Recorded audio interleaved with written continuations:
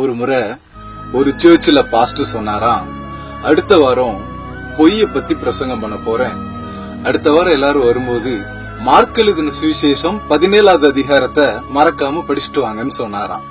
அதே மாதிரி அடுத்த வாரம் எல்லாரும் சர்ச்சுக்கு வந்ததுக்கு அப்புறம் மெசேஜுக்கு முன்னாடி அந்த பாஸ்டர் கேட்டாராம், போன வாரம் நான் சொன்னேன்னு எத்தனை பேர் மார்க் எழுதின சுவிசேஷம் 17வது அதிகாரம் படிச்சுட்டு வந்திருக்கீங்க, கை தூக்குங்கன்னு சொன்னாராம். அப்போ அந்த சர்ச்சில் இருந்த 95% பேர் நாங்க படிச்சோன்னு கை தூக்குனாங்களாம். அப்போ அந்த பாஸ்டர் சொன்னாராம், மார்க் சுவிசேஷத்துல மொத்தமே 16 அதிகாரம் தான் இருக்கு, 17வது அதிகாரம் ஒண்ணு கிடையவே கிடையாது, இப்ப மெசேஜுக்குள்ள போலாமான்னு சொன்னாராம். ஒருவேளை இது நமக்கு ஒரு காமெடியா இருந்தாலும் இன்னைக்கு நம்ம யோசித்து பார்க்கலாம். கிறிஸ்தவங்கன்னு சொல்ற நம்ம வாழ்க்கையை யோசித்து பார்க்கலாம். இன்னைக்கு ஆபீஸ்லயா இருக்கட்டும், வீட்லயா இருக்கட்டும், ஸ்கூல்லயா இருக்கட்டும், காலேஜ்லயா இருக்கட்டும், சர்ச்லயா இருக்கட்டும், உண்மையை மட்டுமே பேசுறோமா? சில பேர்லாம் பாத்தீங்கன்னா சர்வசாதாரணமா போய் சொல்லுவாங்க, நடந்தது நடந்த மாதிரி சொல்லவே மாட்டாங்க, எதையுமே கொஞ்சம் எக்ஸாகரேட் பண்ணியே சொல்லுவாங்க. ஆனா பொய்ய பத்தி வேதம் என்ன சொல்லுது தெரியுமா? பொய் பேசுகிறவன் நாசமடைவான்.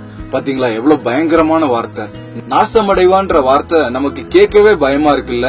சின்ன பொய்யோ பெரிய பொய்யோ, பொய் பாவம் தாங்க. அதனால நம்ம பேசுற வார்த்தைகள்ல இன்னையில இருந்து கவனமா பேசலாம். பொய் நம்மள வாழ விடாது, உண்மை நம்மளை சாக விடாது. சோ உண்மையை மட்டுமே பேசி பழகலாம். மறவாதே, நீதான் முன் செல்ல வேண்டும், சத்தியம் சொல்ல